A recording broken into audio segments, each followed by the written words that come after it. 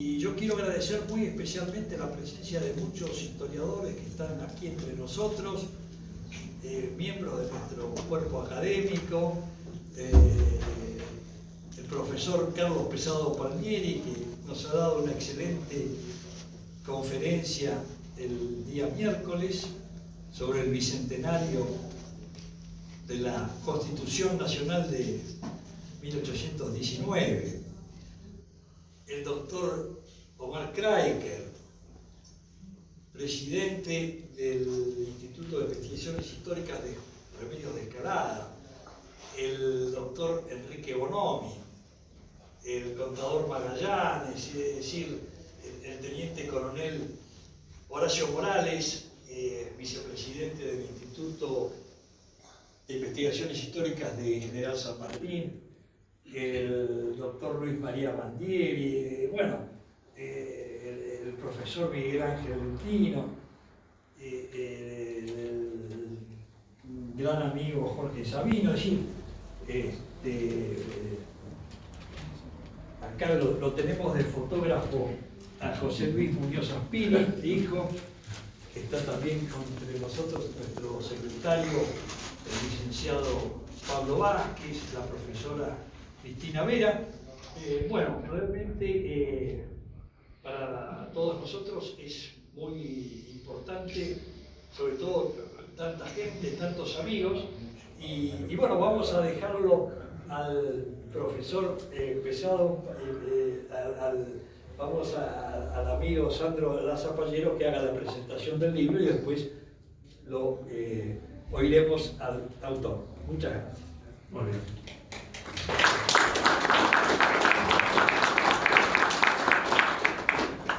Bueno, muchísimas gracias, doctor Alberto Geli Cantilo. Muchísimas gracias a todo el público presente, profesores, alumnos, público en general. Leonardo, muchas gracias por elegirme para presentar esta obra. Con Leonardo nos conocemos hace más de 12, 13 años. 15 años. Leonardo es ingeniero civil, se define como un pensador independiente. Interesante, no libre pensador, pensador independiente. Autor de Juan Manuel de Rosas, Sombras y Verdades, Guerra del Paraguay, la Triple Alianza contra los Países del Plata. Juan Manuel de Rosas, La Ley y el Orden. Miren qué título, La Ley y el Orden. Un hombre de orden como todos sabemos. Miembro del cuerpo académico del Instituto Nacional Juan Manuel de Rosas, donde ocupa el sitial de Ernesto Quesada. Sobre todo un gran historiador y un gran patriota, un gran argentino, Ernesto Quesada, que ya le pediremos al ingeniero que dé su conferencia de incorporación. Es también miembro del Centro de Estudios de Pensamiento Americano, donde hay eminentes personalidades del mundo intelectual de la causa nacional y católica, como Carlos Bertanesian, Serena Lertora, Juan Lavaqué, Hugo Esteva, Federico Hayton, Alberto Abuela, Silvio Maresca, Cecilia González Espul, Héctor Martinotti, Horacio Sánchez de Loria, el doctor Luis María Bandieri, entre otros. Este es un libro muy interesante, lo recomiendo especialmente a los jóvenes. Empieza con una figura muy poco trabajada o olvidada en la historiografía argentina, que es Gaspar Rodríguez de Francia. Es interesante porque, insisto, se ha dejado de lado a Gaspar Rodríguez de Francia y su proyecto de confederación. Por supuesto, la historiografía liberal ha tratado, a partir de fines del siglo XIX, o reivindicado a la figura de José de Artigas, que a mediados del siglo XIX era molesto, no estaba dentro de la galería de las figuras próceres, fundadoras del Estado-Nación argentino, uruguayo. Nosotros, por supuesto, sabemos que él no se sentía uruguayo, él era argentino oriental y tenía otro proyecto. Son tres personalidades nacidas en tiempos de la España imperial y católica, Artigas, Rosas y Francia. Todavía era la España imperial y católica, como siempre menciona el maestro Carlos Pesado Palmieri. Eran hombres que, por supuesto, tenían algo en común. Un Estado grande, un proyecto federal. Sobre Francia, conocemos a lo mejor la novela de Roa Bastos, ustedes muy bien la han leído, a lo mejor, pero insisto, incluso no se enseñan las facultades. Y nosotros sabemos que Gaspar Rodríguez de Francia fue alumno de Montserrat, fue doctor en teología. Aclaro esto porque no era abogado, sino que era un práctico del derecho. En esa época la teología y el derecho se unían, y muchas veces los teólogos hacían de juristas. Pero él en realidad era doctor. Bueno, de compañero lo tuvo a Castelli. Por eso es importante cómo rescata la figura, el ingeniero Castañino, de Gaspar Rodríguez de Francia. Y esto nos da las claves también de un libro que él publicó, que tuvo mucho éxito, que fue La Guerra del Paraguay. Acá Castañino explica muy bien cómo, la primera junta, a nombre de Fernando VII, envió una expedición para someter a la provincia del Paraguay, provincia leal al rey don Fernando VII también. Y él cita acá documentos que están en la Biblioteca de Mayo, que relatan ese enfrentamiento entre personas que están en un mismo pabellón. Vemos las maquinaciones de la Junta, donde en la primera Junta hay figuras con distintos proyectos de Estado. Él menciona también, y se atreve a decir, ¿no? Es un provocador, Leonardo, ¿no? Porque directamente pone a los unitarios como logistas masones. Y me gusta la frase que dice el restaurador, hombre de orden, cucos y ladrones. Son doctores, cucos y ladrones, con perdón a los abogados, si no caemos en la volteada de muchos abogados, ¿no? Pero bueno, nosotros estamos del otro lado, ¿no? No, pero los cuchillos los dejaron ahí en mesa de entrada. Ah, sí, no, eso hay que aclararlo, ¿no? Nosotros estamos con ese proyecto que decían los antiguos, ¿no? Castillo de Bobadilla, la política, el arte de hacer el bien común con la equidad. Que eso tenemos que volver otra vez a rescatarlo. Y que tiene que ver con la hispanidad católica. Y acá menciona un personaje de la Revolución, Mariano Moreno, reivindicado por liberales, marxistas y por algunos revisionistas mitristas también. Sí, menciona también a Moreno, que tiene un proyecto diferente que Belgrano, que Artigas por supuesto, y que Francia también. Y que este hombre, bueno, tuvo muy poca actuación, y sin embargo ha quedado como uno de los próceres. Bueno, ya nos acordamos, profe, del libro Año 10, de Hugo Guas, Gustavo Martín Subría, que el padre Furlon tuvo la caballerosidad de defenderlo en la Academia Nacional de la Historia, y casi le cuesta la renuncia. Tenemos que acordarnos de eso también. Sí, lo defendió. Porque sus padres reivindicaban a Mariano Moreno. Y sin embargo, bueno, el padre Furlon dijo no. También fue una figura Saavedra. También fue una figura Belgrano. También fue una figura Francia. Y refutó la calidad de libre pensador de Belgrano, de San Martín, como dice cierta historiografía. Por eso me gusta, ¿no?, que Leonardo ya empiece definiendo. Federal es una cosa, unitario es otra cosa. Piensan con un proyecto, estos piensan con otro proyecto. Y que vamos a tenerlo durante 50 años de la historia argentina. Acá nos dan las claves también por qué se produce la separación del Paraguay, de la banda oriental, después llamado Uruguay, las maquinaciones británicas, el endeudamiento también, el sentido de localismo, de solidaridad y catolicismo que tenía el pueblo paraguayo. Pero esto es algo interesante, Leonardo, que estás poniendo acá. Y que muchos no saben, y que, insisto, nos dan las claves para entender la guerra de la Triple Alianza después. Ese pueblo paraguayo que se reúne bajo la figura de Bernardo de Velasco y después se decepcionan de él. menciona también algo muy interesante, cómo Belgrano, cuando va a tratar de reprimir o de hacerlo menos díscolos a los paraguayos, él hace poner un altar portátil con la misa que la diga el capellán. Sí, porque los paraguayos creían que esta gente eran ateos. Muy bien menciona Castañino.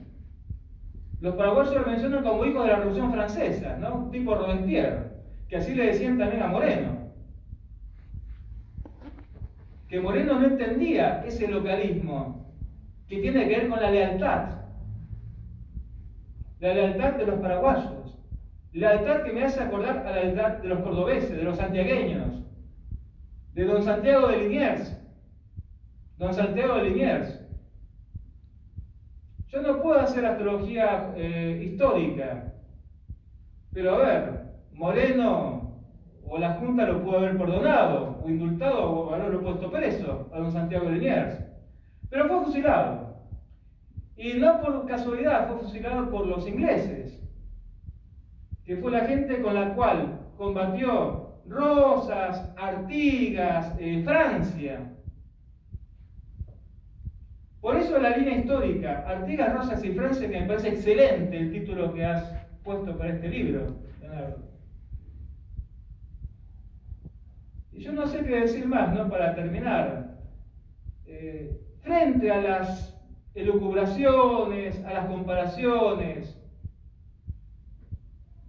que hacen algunos historiadores sociales, culturales, de moda, de algunas corporaciones académicas, que ellos tratan más la cuestión económica, social, pero se olvidan de algo que acá menciona Castañino, y que es la religión, como punto de unión de paraguayos, argentinos, orientales, alto peruanos también, lo teológico que él lo menciona acá también, que son valores que decía Vicente Sierra, y que estos historiadores de esta época lo dejan de lado. Lo dejan de lado porque menosprecian la teología, la antropología jurídica, los mínimos conocimientos de derecho canónico que tiene que tener el historiador. Por eso insisto, ¿no? Es un libro muy rescatable, especialmente dirigido a los jóvenes. Muchas veces los alumnos de la Facultad de Derecho, en la materia que doy, Derecho y Justicia, en la época de la Confederación Argentina, me dicen que sacan mucho material de esa excelente página que es la Gaceta Federal. Que lo felicito, Leonardo, porque ha recopilado muchísimo material. Documentos, historiadores de primera mano, don Julio Irasusta, don Vicente Sierra, don José María Rosa, Ricardo Fon Escurra, Molinari, Ravignani. Es excelente el trabajo que has hecho, Leonardo, con esa página. Yo creo que dentro de la figura de Rosas, desde el punto de vista revisionista, no revisionista de verdad, por supuesto, no el revisionismo mitista o payasesco. Yo pienso que se merece un gran aplauso. Así que bueno, muchísimas gracias, estimados amigos. A Kelly Cantino, el Instituto Rosa y por supuesto a todos los presentes que son los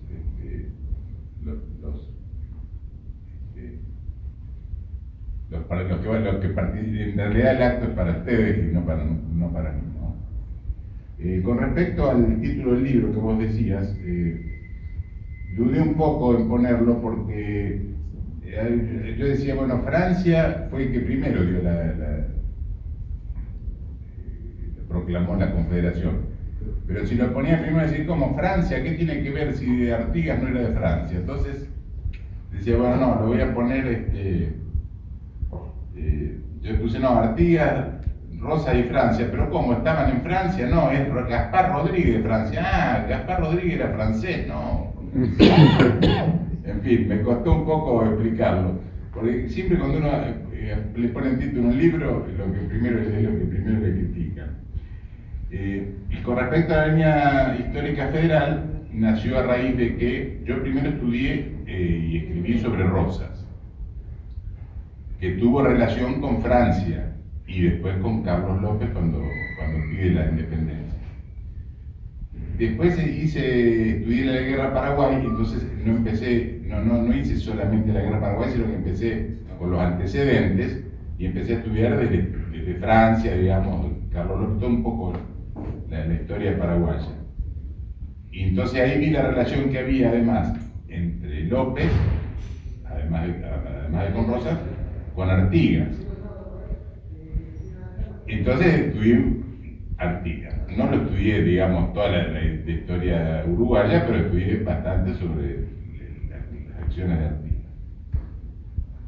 Y me llamó la atención un punto que es precisamente la síntesis del libro, que es que los tres coincidían casi exactamente hasta textualmente en formar una confederación de provincias autónomas con la capital fuera de Buenos Aires. Inclusive lo comparaban con la capital de Estados Unidos, que fundaron una nueva ciudad. Entonces, por eso yo formé y armé el libro. En realidad no está hecho todo en forma cronológica porque se me mezclaban, digamos, los episodios, porque Rosas, por ejemplo, con Paraguay tuvo que antes de 1940, después de 1940 sucedieron varias cosas, entonces está ordenado aproximadamente, digamos, está ordenado por primero el Paraguay, con Francia, después Artigas y por último Rosas. Y tampoco cada uno es una cronología exacta de toda la historia, sino son los episodios o documentos principales de esa época que marcan el pensamiento de cada uno de ellos. Voy a tratar de ser lo más breve posible, no sé si, no me quiero extender. Así que bueno, voy a empezar por Paraguay. En 1815, Paraguay no se adhiere a la Revolución de Mayo. La considera medio una revolución subversiva, digamos, y se mantiene fiel a España. Entonces, Buenos Aires manda 4 emisarios a tratar de convencerlo, Espino, La Aria, etc., y no solo no logra convencerlo, sino que salieron medio a la dispara, lo sacaron medio a las corridas. Entonces, Buenos Aires prepara el ejército auxiliador con Belgrano. Belgrano va supuestamente a convencer a los paraguayos, pero se da un hecho muy notable, que ambos ejércitos, porque cuando Belgrano cruza el río, los paraguayos se sienten invadidos, entonces le hacen un vacío, digamos, se van retirando, dejándole el territorio desierto, y se enfrentan primero en Paraguarí y después en Tacuarí. Y lo notable es que se enfrentan los dos con pabellón español y a nombre de Fernando VII.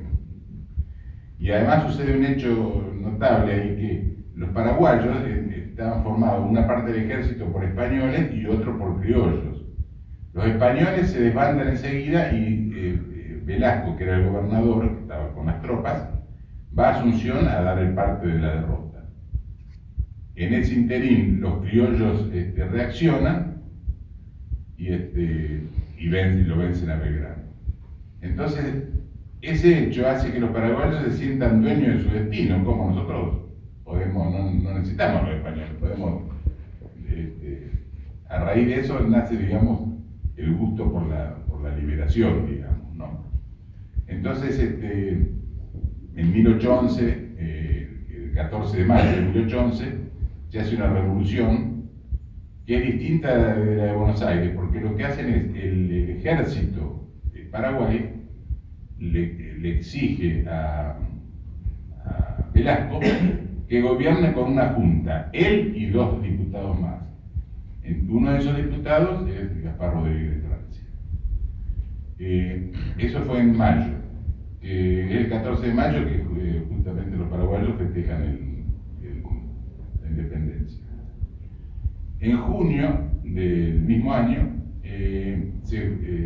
Buenos Aires le pide que mande un diputado a Buenos Aires para formar ponerse de acuerdo en un tipo de gobierno, pero en Paraguay dice, no, primero vamos a hacer un congreso a ver qué solución tomamos. Entonces hacen un congreso, había algunos que estaban de acuerdo en adherirse a la Junta de Buenos Aires, había otros que se querían indirectamente independizar, y hay un tal Mola que dice que ya ahí empieza a hablar de la confederación. Dice, no, un momento, nosotros no nos vamos a ir a Buenos Aires, pero primero vamos a mandar un diputado a ver si se ponen de acuerdo y la resolución que se tome la vamos a aprobar o desaprobar nosotros. Entonces le delegan nombran para que lo vaya a representar a Gaspar Rodríguez de Francia. Pero Gaspar Rodríguez de Francia en cierta forma se niega porque dice, no, un momento, primero vamos a ver qué es lo que realmente quiere, porque no vaya a ser que nos saquemos unas cadenas para ponernos otras. Lo dice con todas las letras. Entonces manda una nota a la Junta proponiéndole bueno, una baja de impuestos, una serie de cosas, pero el nudo de la cuestión es que quería formar una confederación de provincias autónomas y que ninguna tenga preponderancia sobre la demás. Ese es el espíritu de la nota. Buenos Aires no lo rechaza, digamos, por escrito, pero le empieza a hacer un boicot, le entorpece la navegación del río, le aumenta los impuestos, etc. Entonces, Paraguay se empieza a aislar, a Francia lo nombran dictador perpetuo y directamente se aisló Paraguay completamente del resto, ¿no? No toma deuda externa, empieza a comerciar con trueque con otras naciones. Y ahí empieza una relación con Artigas, que Artigas ya había formado la Liga de los Pueblos Libres, entonces lo invita a Francia a que participe, pero Francia, que era muy desconfiado, entonces le da algunos auxilios de lienzo, yerba, tabaco, pero no le manda armas y ni se une, digamos, a la Liga de los Pueblos Libres. La Liga de los Pueblos Libres está formada por Uruguay, o sea, la banda oriental, Entre Ríos, Corrientes, Misiones, Santa Fe y Córdoba. Y Francia no se une por dos razones. Una, que no quiere enfrentarse con Buenos Aires. Y en segundo lugar, por desconfiado, porque decía, no, Artigas es un hombre de abajo, decía, como que era, digamos, de los porteños, ¿no? Rosas le manda un emisario, que se llamaba Rosena. Tienen una entrevista en privado con Francia, y que no se sabe no se supo nunca lo que hablaron, pero se deduce por lo que pasó después, que quedaron en que Paraguay no iba a pedir la separación, ni Argentina le iba a incorporar por la fuerza, ni iba, digamos, a subjugar por la fuerza. Y después, con la muerte de Francia, en 1840, viene Carlos López, que es un abogado un poco más aperturista. En 1842 pide la independencia, manda un emisario, lo que lo atiende muy bien, está un mes acá en negociaciones, y Rosas le dice, yo ni estoy ni a favor ni en contra con la separación, pero eso lo tienen que decidir todas las provincias. Cuando nos pongamos cuando nos pacifiquemos, porque estaban en guerra, lo vamos a tratar. Digamos que lo pateó para adelante. Y en un escrito privado le dice las verdaderas razones por las que decía que no había que separarse. Le dice, entre otras cosas, que se le va a llenar de logias y de extranjeros que acá no sabemos cómo manejarlos, que tienen más derechos que los locales, y nos vamos a debilitar los dos y nos van a invadir incluso los brasileños, que van a incentivar a los indios a que nos invadan, etcétera, etcétera. ¿Qué fue lo que pasó? Porque después Caseros, a los pocos años vino Caseros, y después la guerra de Paraguay. Ahí López no lo interpretó bien, porque él publicó en el diario la primera nota donde le negaba la independencia, pero no la segunda, que eran las verdaderas razones. Por eso en Paraguay hay cierto recelo o rencor contra Rosa, que no le aceptó la independencia. Yo eso incluso, cuando estuve en Paraguay, lo he discutido con algunos historiadores, y dice, bueno, la verdad que ahora lo vemos con distintos ojos a Rosa, ¿no? Bueno, vamos a Uruguay. Uruguay tampoco se adhiere y hace una revolución que es completamente distinta a la de acá y a la de Paraguay. Porque acá la hicieron, digamos, la clase acomodada de la ciudad, digamos. En Paraguay lo hizo el ejército imponiéndole cónsules que un cogobierno. En Uruguay, cuando se hace la revolución, Artigas era del oficial del ejército español de Blandengues. Entonces se hace desertor, tiene una discusión ahí con Dan Musas, y se hace desertor y viene a Buenos Aires con 3 o 4 que lo acompañan. Ofrece llevar la revolución a Montevideo. Cuando pasa por Entre Ríos se demora algunos días porque hace algunas conexiones ahí en Entre Ríos, y para esto, en el interín, convocados por un paisano y un miliciano, se reúne toda la campaña de Montevideo a la orilla del río Asensio, que se reúnen desde campesinos, propietarios, paisanos, peones, incluso hasta indios que estaban por miedo a los brasileños. Entonces se declaran en rebeldía contra el monopolio comercial de Montevideo. Esa fue y entonces cuando llega Artigas lo nombran digamos jefe de ese levantamiento, corre como un reguero de pólvora entonces toda la campaña se levanta en contra de Montevideo y la sitian. Ahora Buenos Aires se siente celoso de eso, porque Artigas, claro, estaba tomando demasiado vuelo, le manda a Rondó como jefe, digamos, del sitio, y después empieza a tratar con Delío, que era el virrey de Montevideo, y con los portugueses para combatirlo, hacer un trato con Delío, pero combatirlo también a Artigas. Entonces en 1811 se produce o sea, le hacen levantar el sitio a Artigas, lo obligan a levantar el sitio, y él de mala gana levanta el sitio, incluso bajo protesta, digamos, y lo nombran gobernador de Entre Ríos, o de Yapeyú, me parece.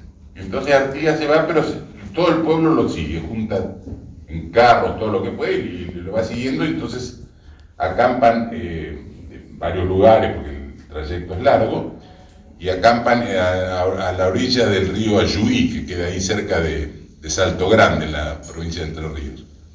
Y están hasta el año siguiente ahí acampados, ahí es donde tiene relación con Francia.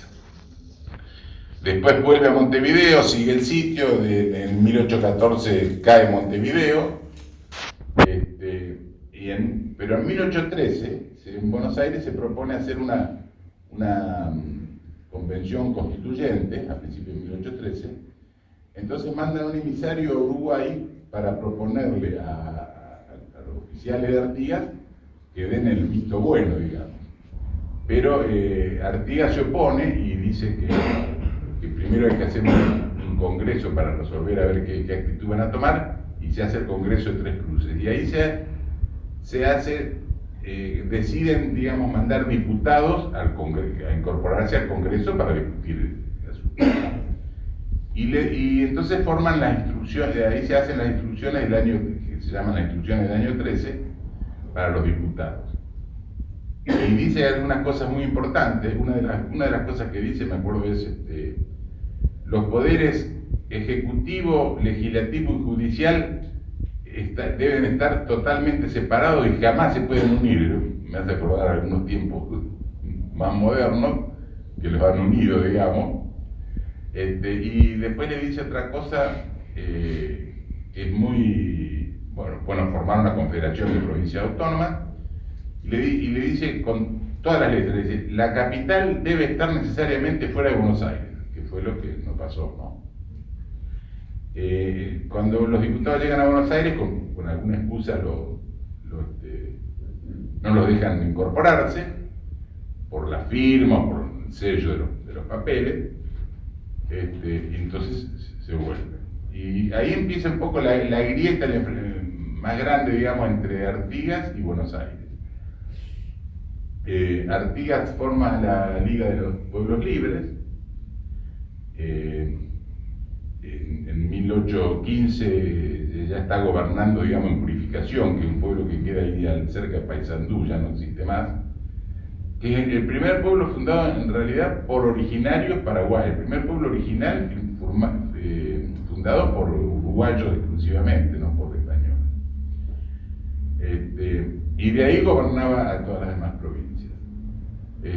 Ahí empieza un enfrentamiento bastante, cada vez peor, ¿viste? Mucha intriga entre Pueyrredón,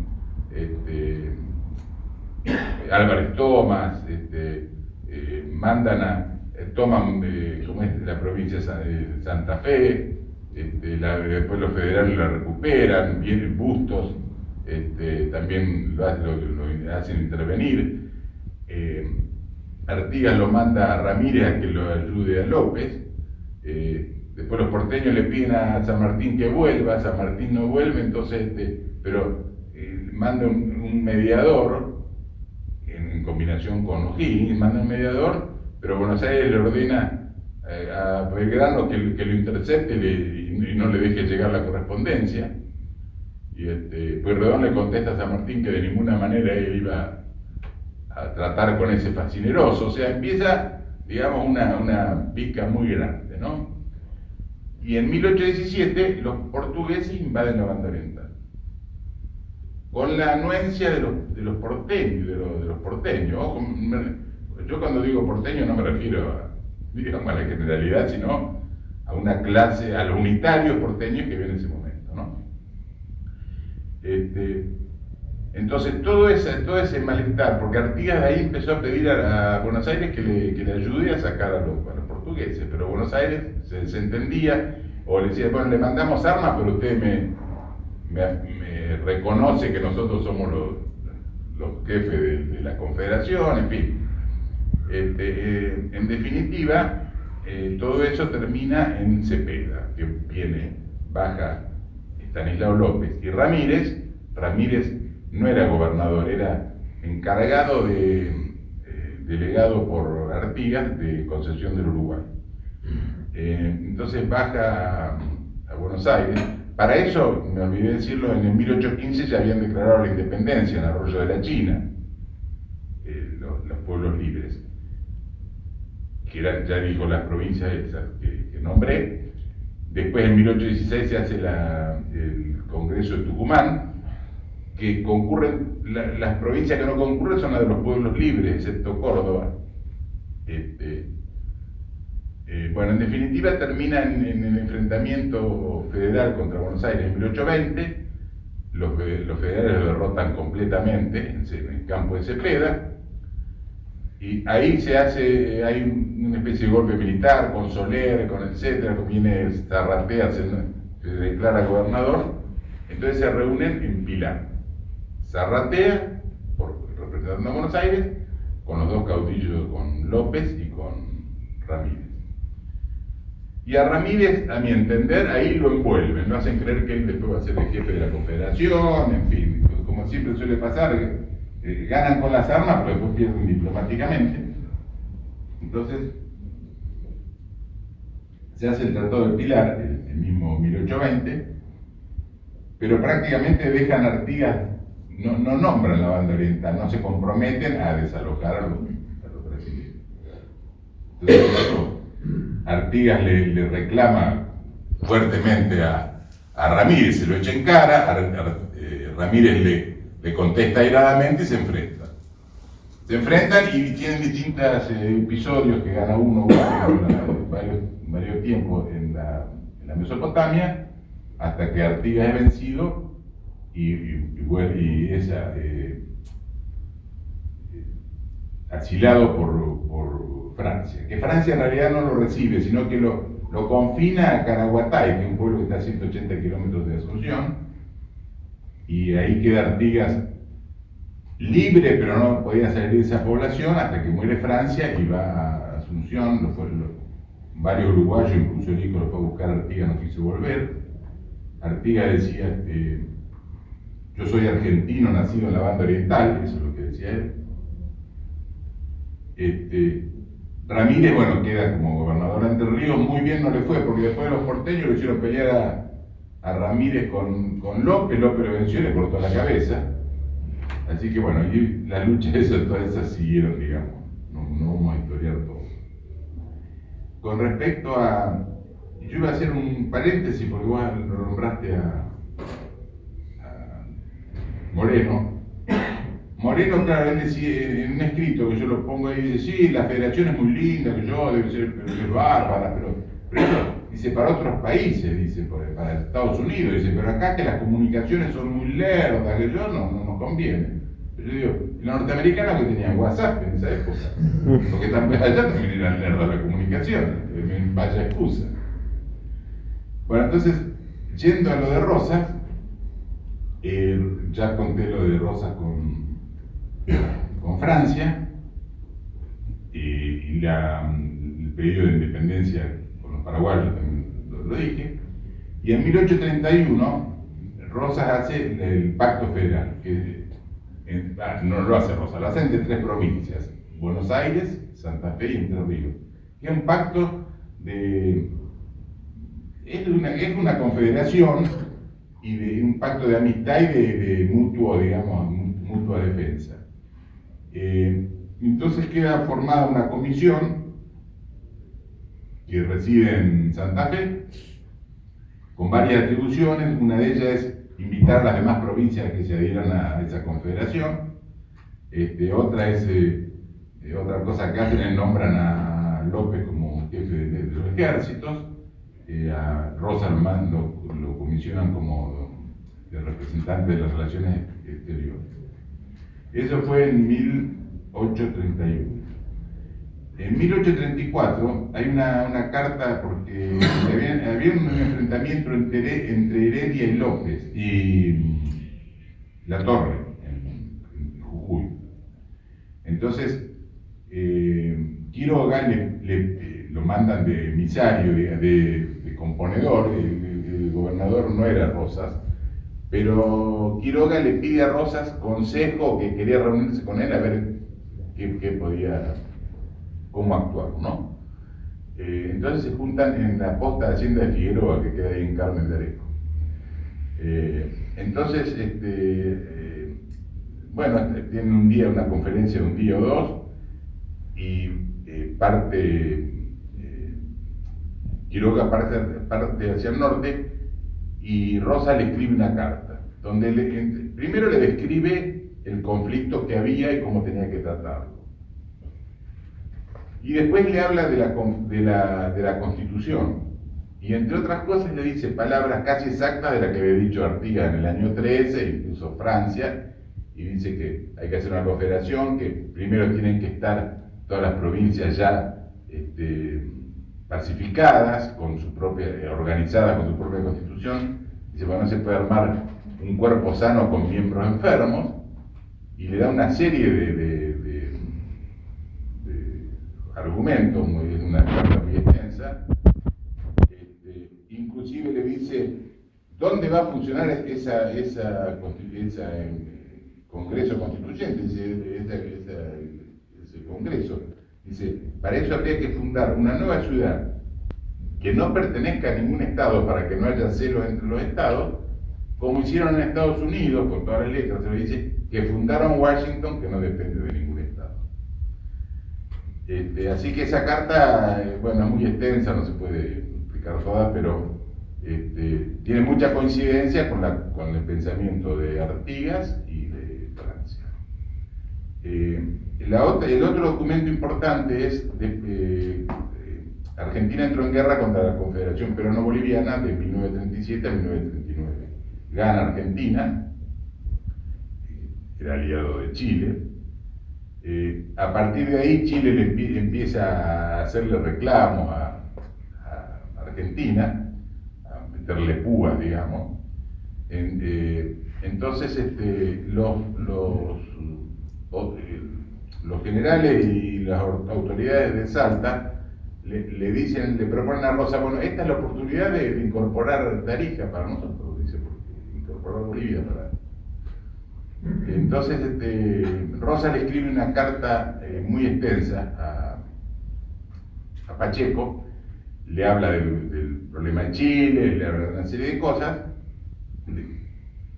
pero le dice con respecto a lo que me propone, de hacer una confederación, etcétera, etcétera, dice, eso no va a suceder mientras yo esté en el gobierno porque sería crear un odio que va a ser eterno, dice, y sería aprovecharnos de un país hermano que está en desgracia. Dejémoslo que se organicen, después mandamos un emisario oportunamente, dice, vamos a tratar de convencerlos de que se incorporen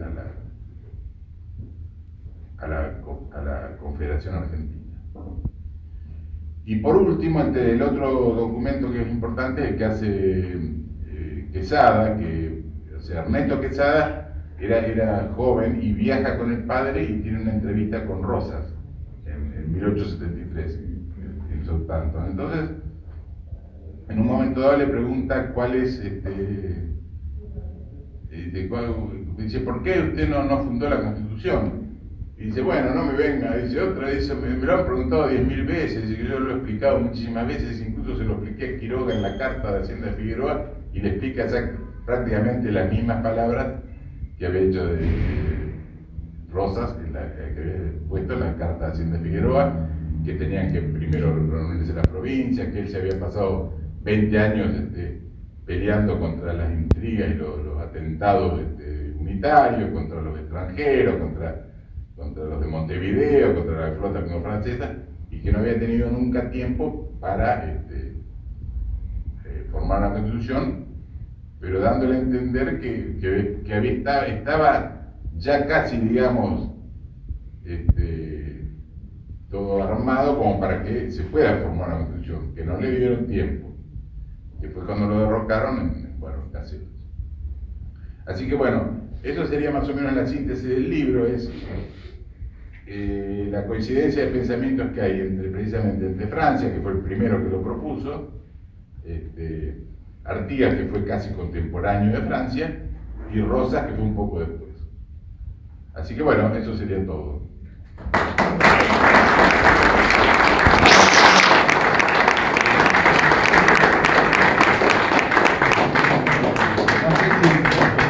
No sé si por ahí me apuro mucho o no me apuro, porque me da no sé qué, que parece, yo pierdo la noción del tiempo, digo, a ver si antes era útil, pero o por ahí me queda un poco desordenado, tengo que volver un punto atrás.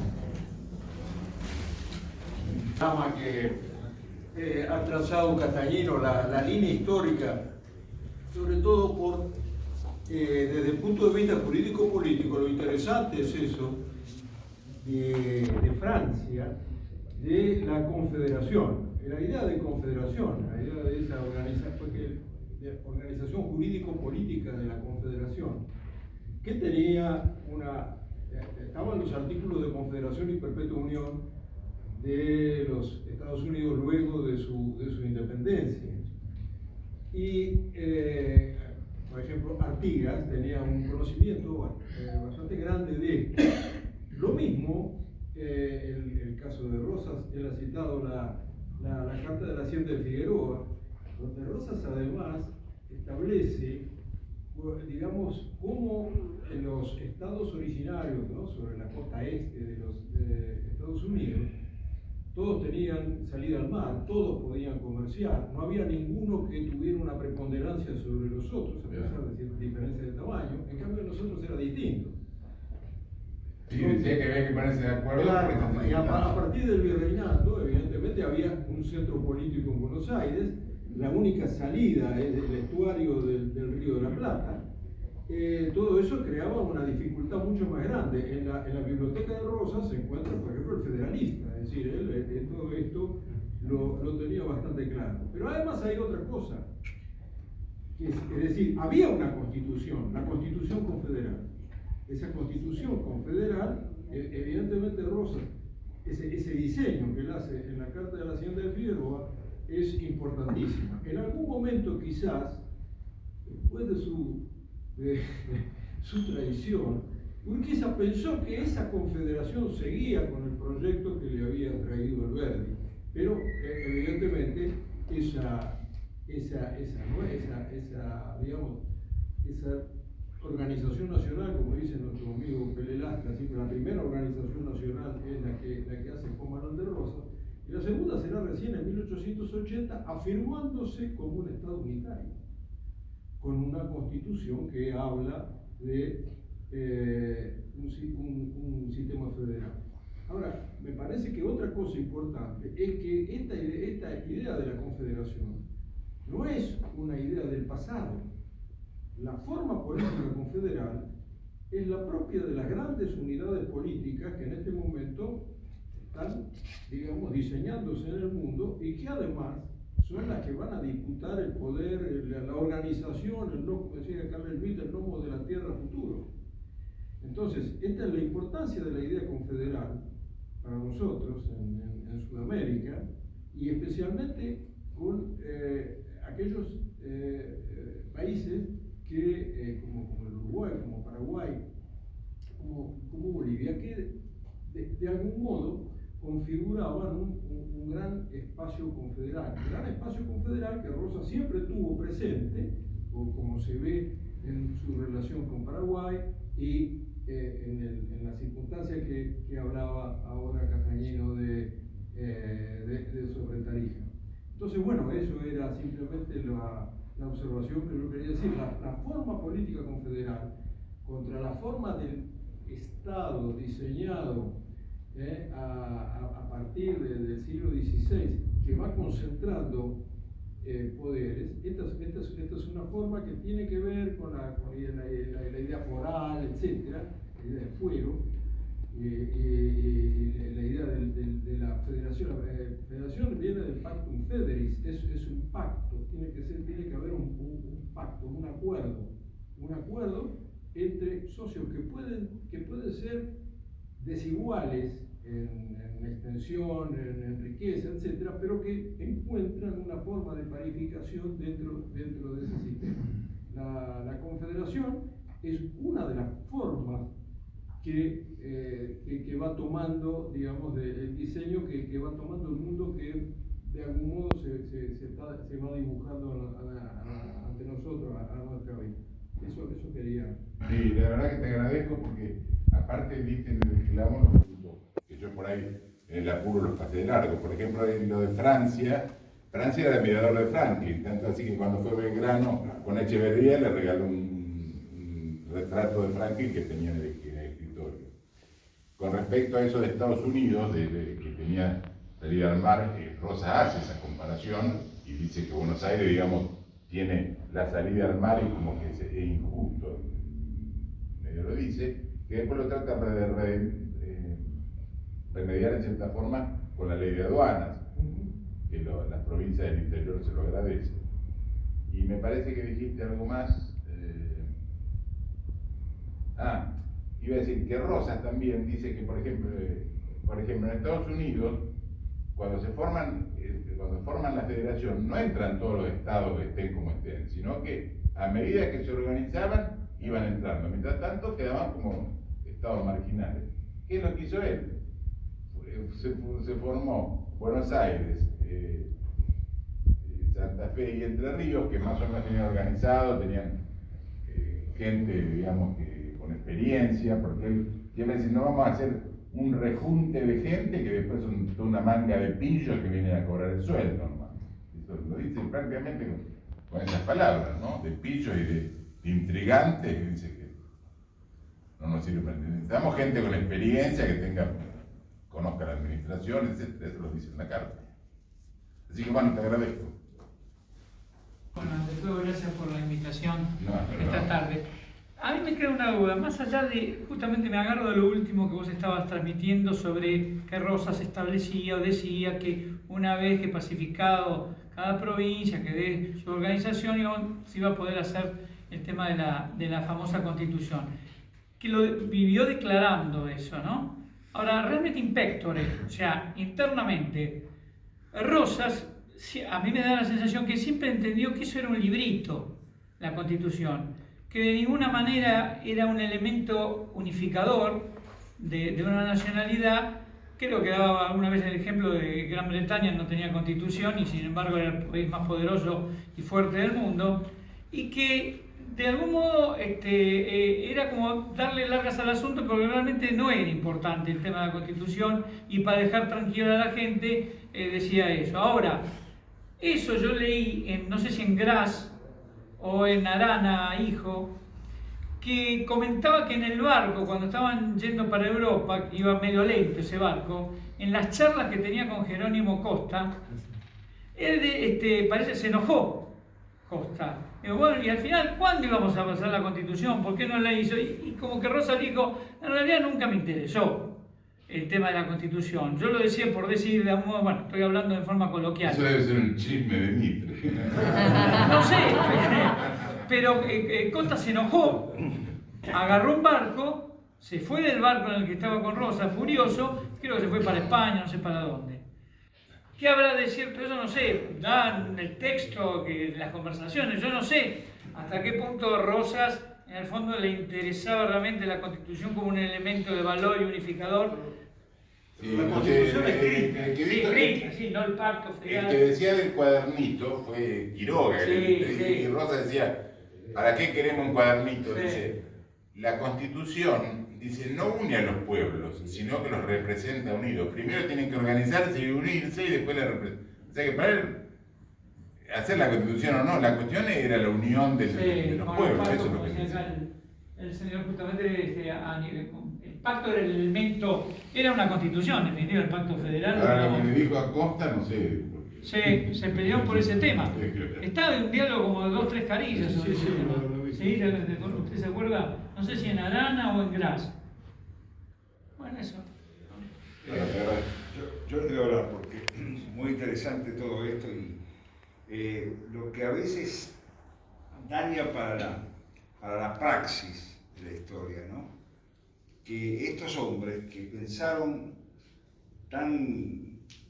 una proyección tan interesante y tan fuera de ese centralismo que en última instancia Buenos Aires hizo la revolución de emancipación. Uno tiene esa visión del interior, pero el porteñismo también tiene alguna fijación y alguna razón de ser.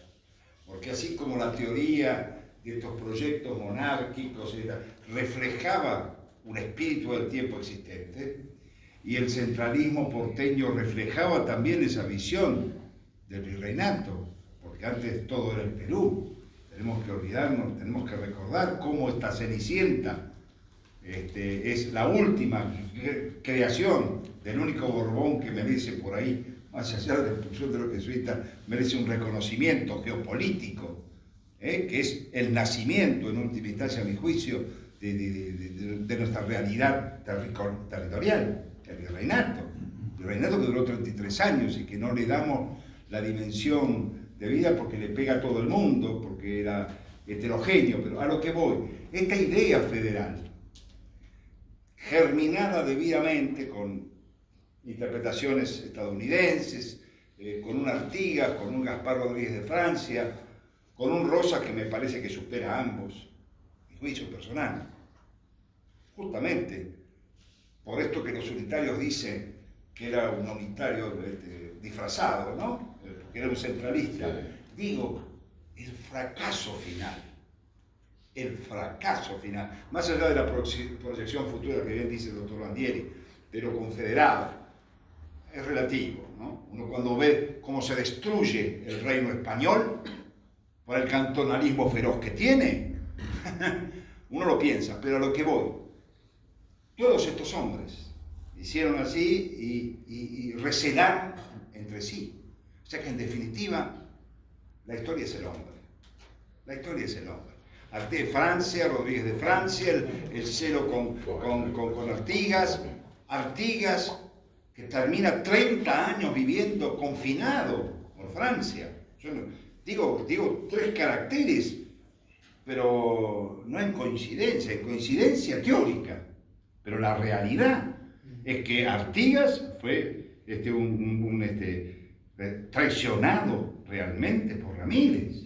Viva Ramírez, es hermoso el libro de Molinari, pero traicionado por Ramírez, que le vendieron el tío, acuerdo, Leonardo. Sí. Y final, para no. Al final uno habla más que el orador. Y Rosas mismo, con todo su proyecto, que tardó, puede ser que tardó. En el 50 Rosas estaba con la gran posibilidad de habernos dejado esta constitución que en definitiva, yo hablé el otro día, no bien, de la constitución del 53, porque nos quitó la identidad de la patria grande, no reconociendo el nombre de las Provincias Unidas de la América del Sur, aunque hubiera sido directorial la idea. Era una idea central, pero era una idea potente geopolítica. Y Buenos Aires era la hermana mayor, yo al final parece un unitario acá, pero a lo que voy. Entonces, esa visión la pierde y Rosas no lo da, porque estaba casi cansado del poder, de pelear contra tantas cosas. Esa es mi visión. Los hombres en la idea coincidiendo, pero que en la praxis de su historia interna, unos se desconfiaron de otros. Pero Rosas lo dice, porque a Quesada le dice, trabajé 20 años como un galeote. Con respecto a la formación de la Confederación, no quedar rencores con Bolivia, yo tengo un amigo que viajó a Bolivia por razones de otra índole, de ingeniería, y me decía, ¿vos sabés lo que me llamó la atención? La cantidad de bolivianos que hay que se quieren unir de nuevo a la Argentina. Digo, bueno, esta es la herencia de Rosas.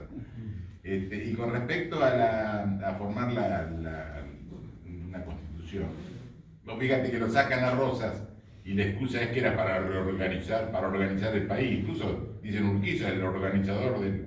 Nunca tuvimos más peligro a los 2 días estaban todos peleados, inclusive Urquiza se arrepintió al otro día porque no lo dejaron.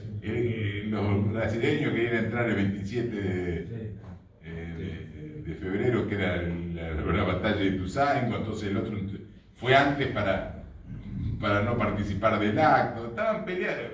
Sarmiento se enojó, dijo 4 guarangadas y se fue a Brasil, le echó la culpa.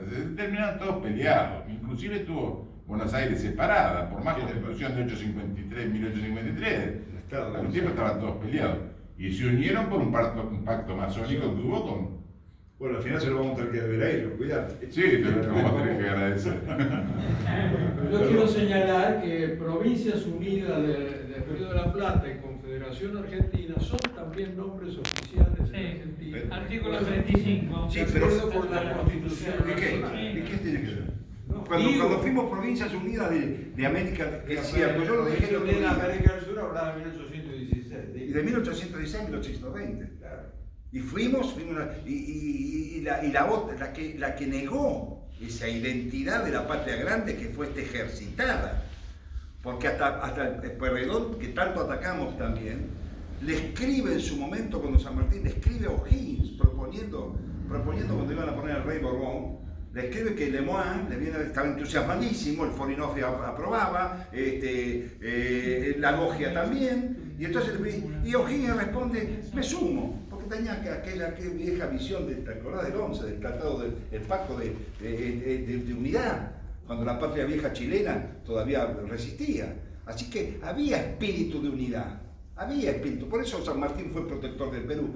Esto sería uno unitario, sería uno monárquico, pero existía. Pero la panacea de la Constitución del 53 nos negó ese inicio de la identidad.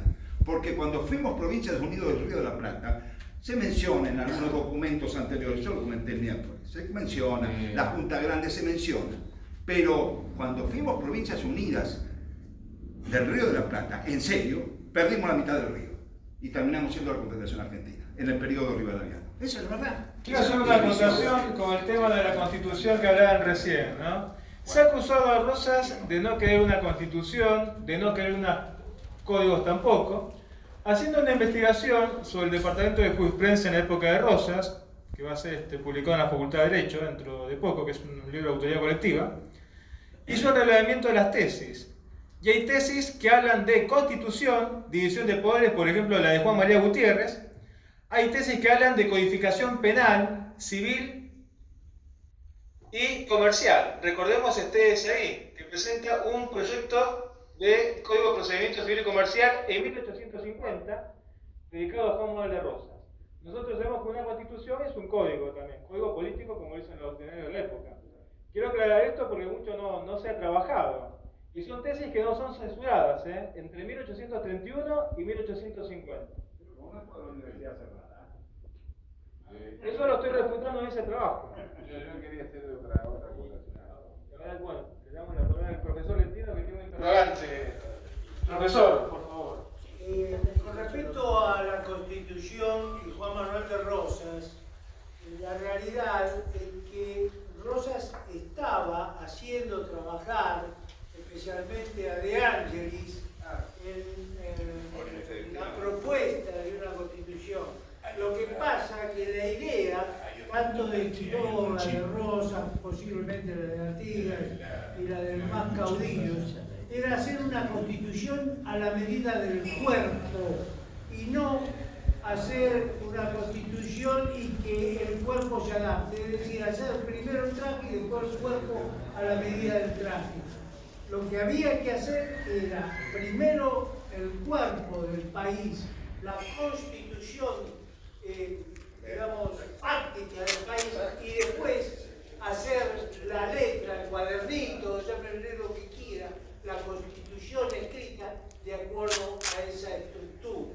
Iba a estar las provincias que la integraron, iba a estar la banda oriental, iba a estar el Paraguay, eran todas estados que tendrían que haber integrado la América del Sur realmente, que era lo importante para poder llegar a ser potencia, los Estados Unidos de la América. Yo coincido en algo con Carlos Pesado Palmieri. Él dice que es monárquico. A ver, Sí, bueno. ¿monárquico en dónde? ¿Y hasta cuándo? Bueno, no sé. Bueno, No te dije, bueno, no defendí la constitución monárquica que te retiro como ejemplo. Sí. La monarquía a mí me resulta antipática, digamos que de hecho, sin embargo, es más efectiva que lo que hicimos nosotros, porque por ejemplo Brasil, Ahí está. que empezó con el descubrimiento de América, era apenas tenía 2 hectáreas y por poco no se quedó con el río de la Plata y con toda la Mesopotamia. En cambio nosotros, ¿qué hicimos? Hicimos la Revolución de Mayo, que en definitiva fue una revolución subversiva, en contra de la autoridad española, buena o mala, te guste o no, era la autoridad. Toda revolución es subversiva. ¿Y qué, bueno, pero ¿qué hicimos? Trajimos a los ingleses, les dejamos entrar a los ingleses, nos dividimos en 10 republiquetas, en vez de ser Hispanoamérica como una monarquía. Perdóname, Leonardo, me voy a defender porque mucha gente no estuvo en miércoles acá. No, voy a decir porque justamente señalé eso. Señalé el hecho de que tenía además amigos hispanistas que se olvidaron de Ernesto Palacio, que decía yo soy hispanista, no españolista. Y algunos siguen en el sueño monárquico, anacrónico para hoy. Somos una república débil. Somos una república mal gobernada, somos una república con 20.000 defectos, nominalista, mencionamos los derechos y no los ejercemos, y los deberes los ejercemos sobre todo. Pero, vuelvo a decir, soy monárquico en el sentido de lo que fue el pensamiento mayoritario de los conductores, que no serían los caudillos, por eso, como dice Lucía Almazán, el caudillo surge justamente por la infidelidad a la realidad de estos hombres de Buenos Aires, de los padres de la patria, de Saavedra, de San Martín, de Belgrano. Dejemos de negarlos en su visión monárquica, porque respiramos el espíritu del tiempo de hoy. Y todo historiador tiene, cuando juzga, cuando lee, cuando analiza, cuando escribe, que vivir el espíritu del tiempo que corresponde. Porque si vos vivís con el tiempo, yo por ejemplo, tengo que respirar el espíritu de este tiempo y soy fuera de este tiempo. Entonces yo no puedo escribir de este tiempo, porque yo creo en el derecho natural. Entonces a veces dije, y lo dije en la conferencia, podría, si hablo, estar contra la ley de hoy y llevarme preso. Tengo que callarlo, tengo que aceptarlo, que mis hijos piensen absolutamente por ahí distinto, porque viene una cosmovisión con el espíritu del tiempo de hoy. Un tiempo laicizado, un tiempo no religioso, un tiempo... Sí es la verdad. Ahora, que nosotros cuando analizamos la historia, cuando escribimos la historia, mentimos porque juzgamos con el espíritu del tiempo de hoy y que decimos, si no fuimos republicanos de entonces, si no entendimos a Artigas al principio, entonces no existía. Pero todo el Congreso de Tucumán, ahí lo dice Larragueira, lo dice Sáenz. Hay testimonios totales, pero como nos vestimos con el traje inmaculado del republicanismo de hoy, ¿no es cierto? Juzgamos la historia para atrás. Y mi país es lo que dice. El monarquismo, el monarquismo que hubo en ciertos personajes, yo no lo veo mal. Lo que no me gusta mucho es los monarcas que querían traer, que los Borbón, que el príncipe de Lucas. Sarmiento quería poner un inca, y los gallegos ¿qué iban a hacer? Dejaban un inca y se volvían a España. Sí, en fin. No, los proyectos fueron descabellados. El último, como yo comenté, de Valentín Gómez, el pobre cura, no tanto pobre, que terminó siendo rector de la UBA, ¿no es cierto? Lo cargó Castañeda diciendo que había traído al de Lucas. Buscaban un rey y no lo encontraban. Y no lo encontraban. Y cuando veían que les proponían un personaje como de Lucas, que era de baja significación, el propio Valentín Gómez lo observó. Le dijo, no, esto es aunque Castañeda después lo dejó por el suelo, porque era un cura batallador. Después estaba acá la princesa. Y después se vino encima, se cayó todo. Valentín Gómez, canónigo, ¿no? Sí. Era masón, ¿no? Canónigo. Mira, hoy hasta los papas dicen que son masones, yo con los masones está todo mezclado. No sé, sí, había curas, sí. La masonería fue otra importación y tuvo su presencia. El masón te va a decir que la libertad la consiguieron ellos. Ahora Julián de Agüero, dice que era unitario, sacerdote unitario. Sí, pero Agüero ya era renegado, ya no era sacerdote.